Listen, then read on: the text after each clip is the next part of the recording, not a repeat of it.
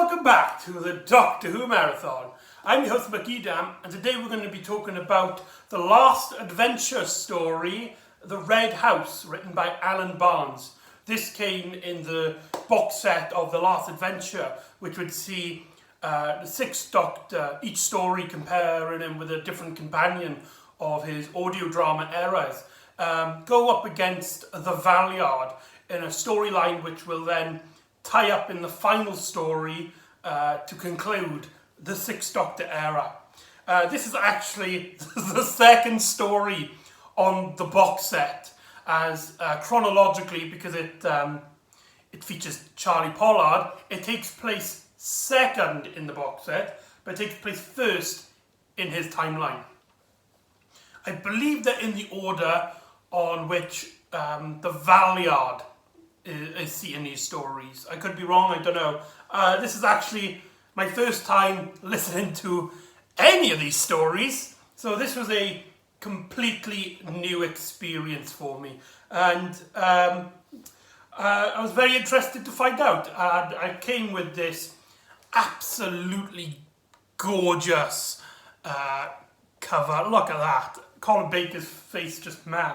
That's the back of it. Look at that. And what I really like is that it comes like in this like little book thing. Annoyingly, the CDs are kind of like in these like flipper pages. You've got some really lovely pictures. There's a great one of Colin Baker. Oh, look at that. Now that is gorgeous.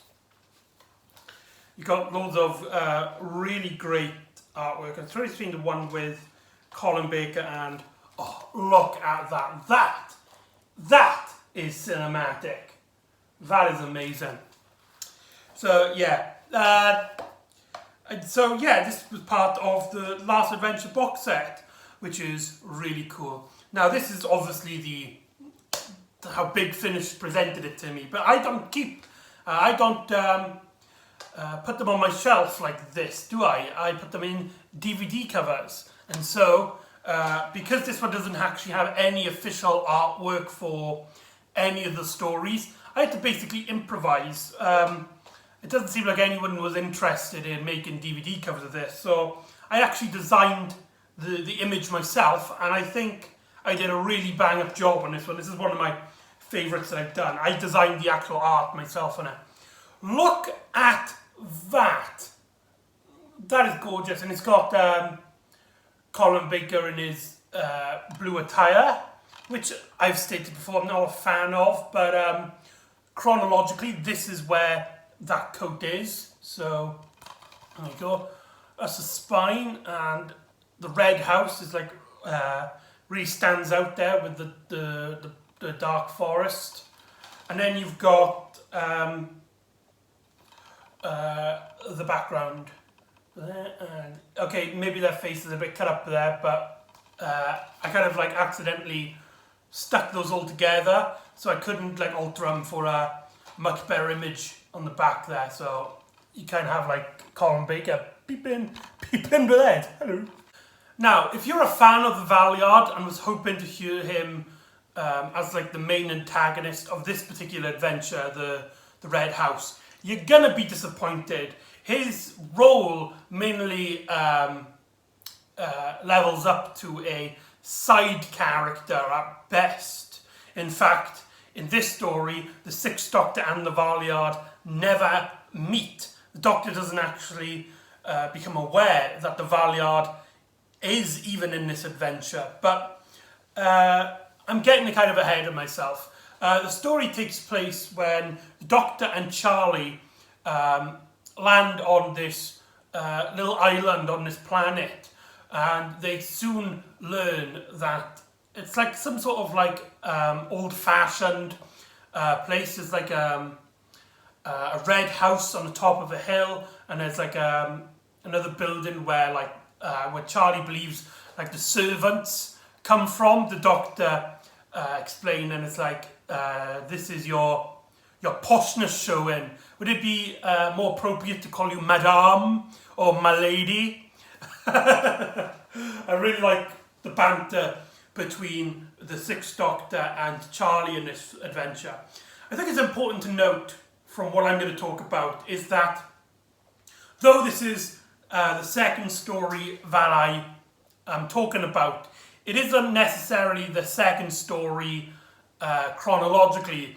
At this point, when this was released, the Charlie and Sixth Doctor era was already complete. So this was added retroactively into the timeline.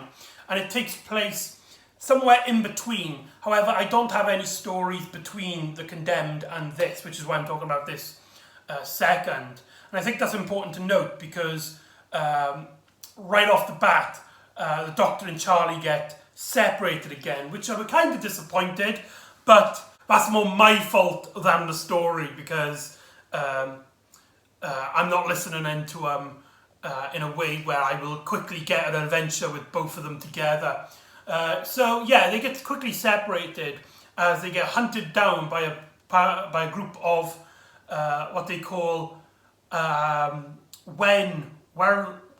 can't remember what they call them. Werewolves, reverse werewolves.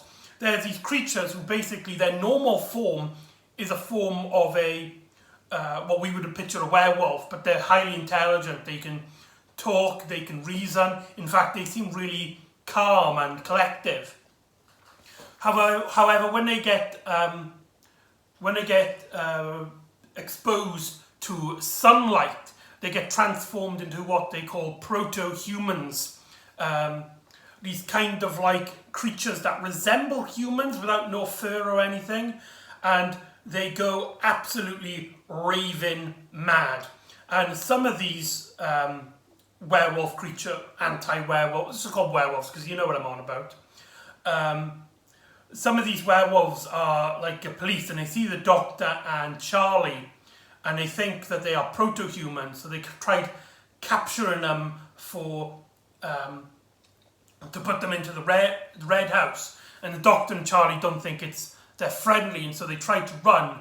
But Charlie points out that they're probably hunting by scent. So the Doctor goes looking for help, where she puts on the Doctor's jacket and taking the scent away. And right off the bat, I like Charlie. She takes a right go at the adventuring. In that sense, she's very similar to Mel, the Doctor's previous or future companion, depending on where you look at it. She takes a much more active role, and she plans around with the Doctor about strategy and like how are we going to get out of here, and they work together on how to think of things. But Charlie is a much more tolerable character, as she's got this Edwardian spirit to her, and the way she speaks really works for audio drama. It really makes her very distinctive. And after Charlie gets stuck in a pool of mud, and the Doctor basically has to let her go, and the Doctor gets captured by a group of rebels. Does the police then capture Charlie and take her to the Red House? Now, it's time to split the stories because I think it'd be easier talking about each story a thing for the moment. The Doctor basically meets up with a group of rebel werewolves. They're a group of rebels that they don't like the Red House. They don't like being experimented on. They are basically a group of teenage hippie characters, and they want to embrace their proto-human forms. These are a group of people who they're kind of sick of oppressing themselves, and so they like exposing themselves to the sunlight and have this kind of festival where they can revere in their proto-human ravagery, given into their animal instincts, which is a really cool, if a bit comic booky-ish idea.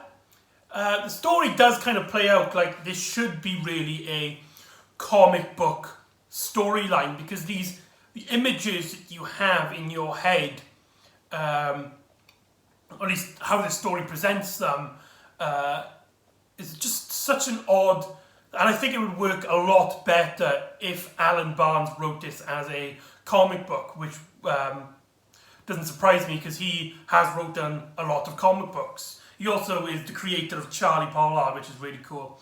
And so the Doctor starts talking to him and starts to reason him, but they don't really initially believe that he is a normal person. They think that he's some sort of freak proto-human, maybe an experiment. And at one point, one of them lets a bit of sunlight onto them, exposing them, and they're gonna bite the Doctor. And if, well, this is one of the strangest scenes because they explain that they're gonna bite the Doctor. If he is one of them, he will automatically just transform into a proto-human, into a werewolf then. But if not, then this bite will infect him and turn him into one. And then they bite him, and nothing happens. They bite him, and everybody's like, huh, so you were telling the truth, you are not from around here. But then that never gets brought up again. It's very bizarre. And what really I think lets this story down is its side characters. I can't remember a single attribute to an individual of this rebel crew. There's one of them that kind of talks like a hippie, and that's about it, saying like the Doctor's groovy and all. But apart from that, the only real character trait is them surviving to be rebels, and I think maybe that could be due to time. This is an audio drama that is basically a single episode long. I believe it's like 45 minutes or 60 minutes, I can't remember. The timing and the framing of this feels that our characters are extremely on the basic side. It seems like Alan Barnes did the minimum effort to make these characters and didn't take them further. And so we, as a viewing audience, don't really connect with any of the characters. We don't really, we feel sorry for them because of the situation, but we never feel sorry for them because we learn to like these characters and we learn to see what they're up to and what are they doing. It's mainly on a pure premise does this plot work. Sadly, I think the writing in this, when it comes to the proto-werewolves, is a bit weak. And the Doctor basically tries to learn about the warehouse, to which he learns what happens to them, that when they go there, these normal humans, come to this planet, and a lot of people were scared of them and think they should be killed, these werewolves. But a few select people actually take an interest of them. A particular one called Dr. Playton, which they've nicknamed Dr. Payne. And she's kind of take a fascination with them, and she wants to not kill them, but cure them. The problem is that the way she's curing them is by using some sort of psychic device, which basically lobotomizes them. The act of taking away a bit of their brain so that they remove any animalistic emotions, but they become half a person, half an actual entity. Lobotomy is like a real thing, which is just an absolutely horrifying. Makes me. Lobotomizing is terrifying. It makes me squeamish thinking about it. But they explain it in a more sci-fi term with a psychic machine. And so the Doctor, mainly worrying about Charlie, but also thinking that this is an abomination, that these people should be able to live the way they want to. Does the Doctor then kind of help them plan to break into the house and destroy them once and for all, at least take down the building, this organisation.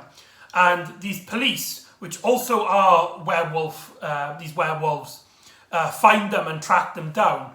And the leader, one of the police women, explains that she doesn't actually want to be a policewoman, but she has no choice. Otherwise, they will turn her into these lobotomized werewolves. So they got to wear these sun-stopping suits, and they capture any of the wild werewolves to take to the Red House. She doesn't want to do this. She hates doing it, but she feels like she has to which the Doctor does this a really good speech about freedom and fairness and stuff like that. And so he convinces her and the rest of the police to basically raid the Red House.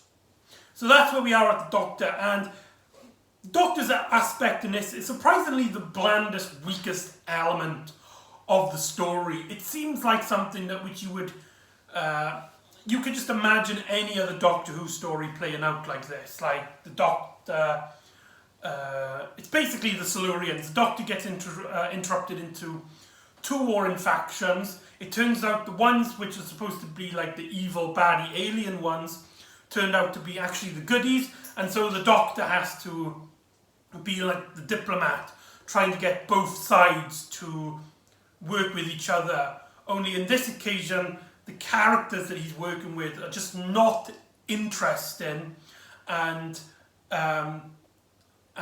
yeah, from his point of view, he only sees the werewolves stuff for the majority of the plot, so it's not really that particular strong. And I think the Doctor's story and the Doctor's side quest is very weak. Charlie Pollard, however, she originally gets taken to the Red House. In a really funny moment, they put a muzzle on her because they think she's a proto-human, but she tries to talk reason. She's like, "I'm not what you are. I am actually a human being." And she's talking to like a what do you call him behind the counter, like a stewardess, and it's like name Charlie Pollard, occupation Edwardian adventurer. Well, I say Edwardian. I'm more Georgian, but I see myself more as an Edwardian and blah, blah, blah, blah.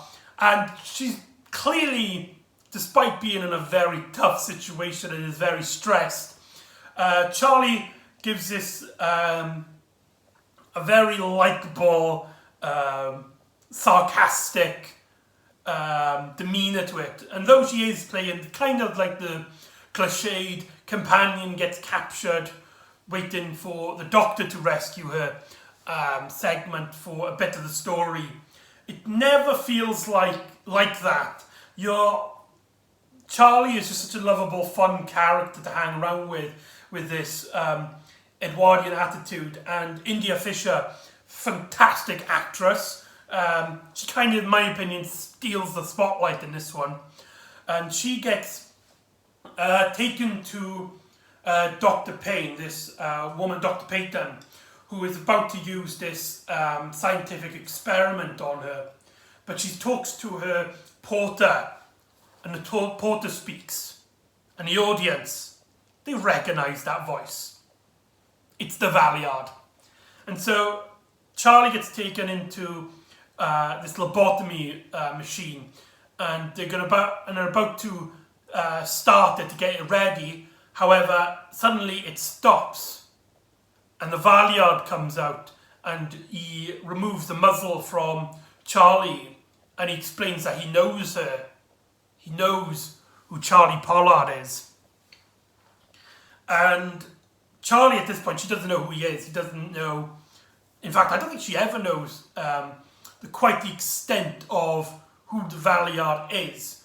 Now, this is easily the best scenes in the story, because it kind of puts the entire situation in a whole new light. And what's really great is that because of the characters who are talking, we don't know if this is supposed to be real or false. He explains to Charlie that he knows her and that basically he kind of threatens her by saying to do what he wants her to do, and he threatens to tell the doctor at one point that if she doesn't cooperate, he'll tell him that she's not just some random stowaway. She is in fact a companion of his 8th incarnation. So clearly he's well informed, and Charlie kind of works out that he's a Time Lord, but again she doesn't work out that he's the doctor. And the Valeyard gives this Charlie instructions and why he's telling him this. And this, I think, really elevates this story. I think this is really an enjoyable sequence. Basically what happens is that the Valeyard tells Charlie that the doctor is making a grave error. If the doctor and the werewolves raid the Red House, then the humans will believe that there is no coexistence with these werewolves. And so the humans will just nuke this small island, killing all of these werewolves, which Charlie is just like, what? So the Valeyard basically instructs Charlie to distract the doctor, to stop him at all costs, and that what he is doing is, whether he knows it or not, is meddling with the affairs of Time Lord, of the timeline, and the doctor might be here in another court in this, which is really funny. I personally like to believe that at least this story, this particular element, is actually true. We know who the Valeyard is. He's this. Yes, he's a liar, but he's also the future incarnation of the Doctor. So it does kind of benefit him as well. And the Valeyard kind of explains as well that he's not allowed to interfere. But Charlie, she has a very unique relation to the web of time, which is something that happens in the 8th Doctor audio dramas, which sadly I won't be tackling at the moment. And so she can basically get involved in these situations, and the Valeyard basically explains to her to take this information, give it to the Doctor, but she's not allowed to tell the Doctor that the Time Lords were involved. And so he stays behind whilst Charlie goes outside where the raid starts happening and all these werewolves attack, and she's like, "Doctor, you idiot!" And the Doctor's like, "What? We're trying to save everybody. We're trying to save you, and we're stopping this madhouse." But Charlie's like, "You idiot, you've killed everybody. They're going to send a nuke, a disaster." Originally, it's led to believe that the Valeyard killed Dr. Peyton. However, it's soon discovered that Dr. Peyton was actually frozen in time, as she remembers being kind of knocked out, but when she woke up, she was standing still, and the Doctor works out that must be some sort of time freezing technology, only to be used by the Time Lords. So he already kind of works out that a Time Lord is involved. I'm surprised he doesn't think it's the Master at all. His first thought, and really his only thought, is that it's the CIA, the Celestial Time Lord Intervention Society, blah blah blah blah. But then he quickly debunks this by saying that not even they would get involved to disagree. And they also discover that the lobotomizing psychic machine has also been stolen, presumably by the Valeyard. And so the Doctor basically hears we basically hear them warnings as a nuke from a distance gets taken up into the sky as it's about to destroy the entire island. And basically everybody is like in a frenzy, everybody's panicking and stuff. And the doctor's like, right, we're going to quickly get everybody off board. It's like, there's no time. And everybody agrees that the doctor and Charlie should take 2 of the werewolves, a boy and a girl, so that at least there are survivors. And after a quick debate, they decide, all right, okay then, and then we have a conflict with a key. But before the doctor and Charlie could even get in the TARDIS, the doctor noticed something as he tells everybody to calm down as the nuke goes off, but but from a long distance. And the doctor kind of works out that what he had done is he put the Time Lord has put the nuke in a freezing of time, where it was suspended in its proper place in space. And what happened then was that the planet rotated. So when the nuke landed, when it went to when he thought it was, the nuke actually landed millions of miles away, to which they can see it on the horizon. And the Doctor theorizes that that is what happened. And the Doctor doesn't believe that this was to save everybody. It was just to save the Time Lord's, this particular Time Lord's skin, as he and allow him to get away. And so the story ends with Doctor and Charlie heading off into the TARDIS, saying goodbye to these anti-werewolves and proto-humans, as they're now free and can live in their own inhabitants in peace. And that's The Red House. Overall, I don't think it's a particularly strong story. It is heavily reliant on us getting connected to the side characters. But despite them being nice and charming, they're really bland, and they're basically the bare minimum of character. You may as well just say like they're just walking, talking, smiling. Like say smiling, you can't see them, but you know what? You get what I mean. And the idea of this like proto-werewolves and stuff might, I think, work well in comic book form, but I think in audio drama it does kind of fall flat. It also, as well, for a box set which main advertises the Doctor and the Valeyard's confrontation, the Valeyard is hardly in it, and he's just playing a background role.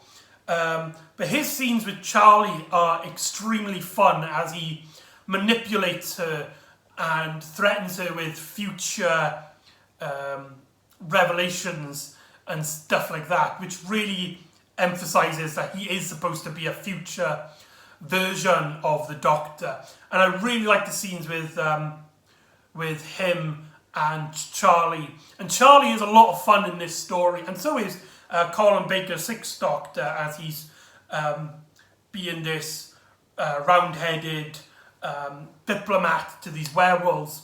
But I just wish the story around our characters was just much more interesting. And so I do kind of think that this was a weak entry of the saga. So hopefully the rest of the stories in this get a lot better. So there you go, that's The Red House. So join me next time when the Sixth Doctor and Charlie go onto a colony, and the Doctor gets reunited with the Crotons in The Return of the Crotons. Yeah, these names aren't really that original. So see you next time on the Doctor Who Marathon. Ta-da!